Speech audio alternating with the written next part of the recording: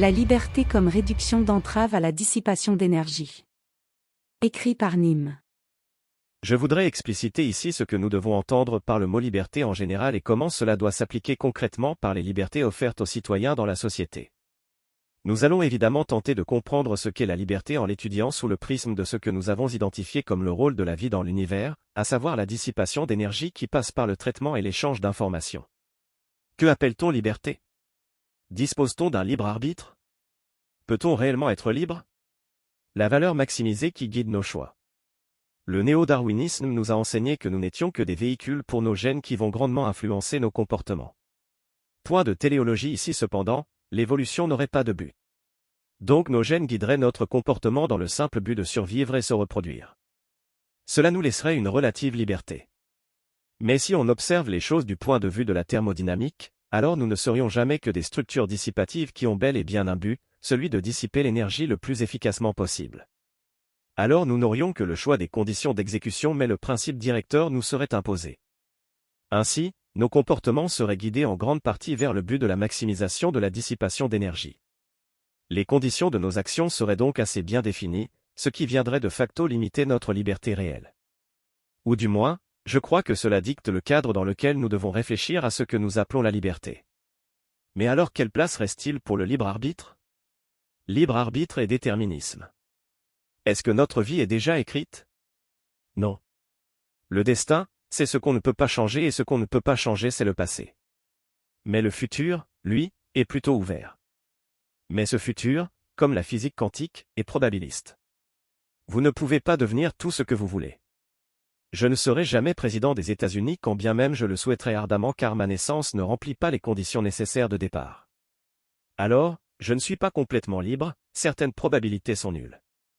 J'ai 0% de chance de devenir président des USA.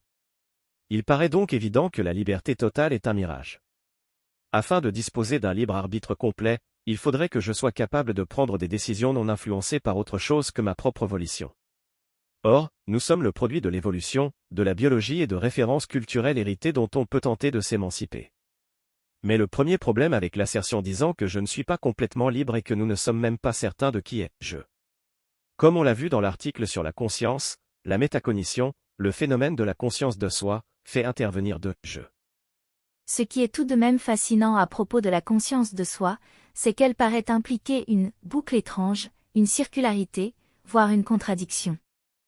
Quand je me penche sur moi-même, le « je » apparaît deux fois, celui qui perçoit se confond avec celui qui est perçu.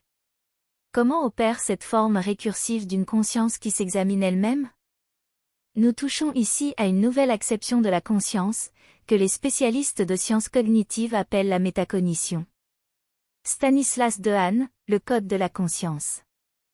Admettons pour simplifier que les deux « je » ne forment qu'une seule entité et que cette dernière prend des choix dans ce monde probabiliste. Des choix définis s'offrent à nous ce qui admettrait une part de liberté dans notre capacité à effectuer ces choix.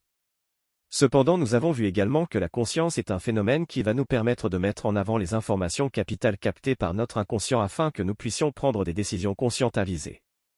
Beaucoup de choix seraient en fait effectués de façon inconsciente.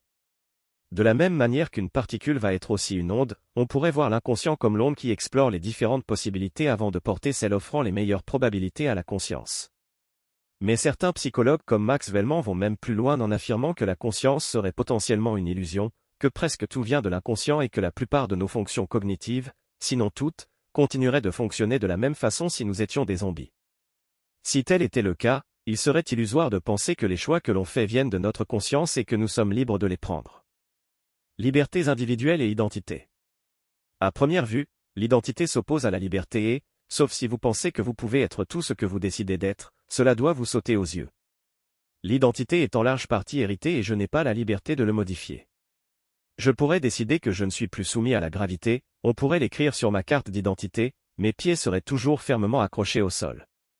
L'identité est ce qu'il y a de plus négantropique par excellence. C'est ce qui définit la barrière entre ce qui est moi et ce qui n'est pas moi, ce qui constitue le contour de la structure dissipative, veut maintenir son homéostasie et ce qui est en dehors avec qui on va échanger de l'information afin d'y parvenir. La liberté ne réside donc pas tant dans la définition de son identité mais dans le droit à préserver cette dernière. Elle est donc nécessairement instituée car sans institution garantissant des droits, rien n'empêcherait une personne tierce de porter atteinte à cette intégrité. Mais alors, établir des droits garantissant l'intégrité physique revient nécessairement à retirer la capacité des personnes plus fortes de s'en prendre à des personnes plus faibles. Comment peut-on parler de liberté pour définir une chose qui repose sur la destruction de liberté? Je crois que c'est en effet un abus de langage de parler de liberté ici. Il est plutôt question de droit à la souveraineté individuelle. Mais pourquoi ce droit est plus important que la liberté de nuire à autrui? Le bien fondé d'une telle règle réside dans le fait que la vie est collectivement autocatalytique. Garantir de tels droits au sein des sociétés libérales a permis d'augmenter de façon exponentielle l'énergie dissipée collectivement. Ces dernières l'ont formalisé comme le droit à chacun à la poursuite du bonheur. Le bonheur sera alors à rechercher individuellement dans l'activité productive collective. L'individu disposera alors des libertés suivantes: liberté civile, liberté de circulation sur le territoire national, la liberté économique lui permettant de jouir pleinement de son travail et enfin la liberté contractuelle qui lui permet de s'associer comme bon lui semble avec d'autres individus. Mais comme nous l'avons vu, la dissipation d'énergie passe par la capacité à capturer, traiter et échanger des informations sur son environnement. Les libertés individuelles vont donc nécessairement couvrir aussi cet aspect par la liberté d'opinion nécessitant la liberté de pensée et d'expression, liberté de conscience et de culte mais aussi la liberté académique qui doit garantir notre capacité à produire l'information nécessaire nous permettant de mieux comprendre le monde qui nous entoure. L'identité étant individuelle et collective, la liberté d'un peuple sera nécessairement aussi sa souveraineté, sa capacité à rester maître des conditions de sa reproduction sociale, donc de préserver sa négantropie. Liberté, malléabilité et libre marché. Une société humaine, comme un humain, est, elle aussi, une structure dissipative et doit être appréhendée comme un organisme. Tout organisme, afin de maximiser la dissipation d'énergie, va avoir besoin d'être adapté à son environnement mais surtout adaptable au changement. Il aura alors besoin de stabilité et assurance à négantropie mais aussi de malléabilité.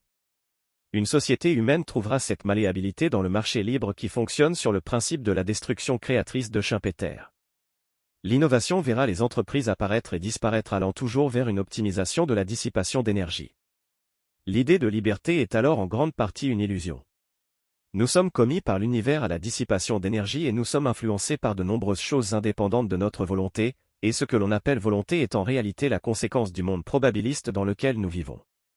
Des choix s'offrent à nous, la majorité sont traités par notre inconscient mais une partie relève de notre conscience.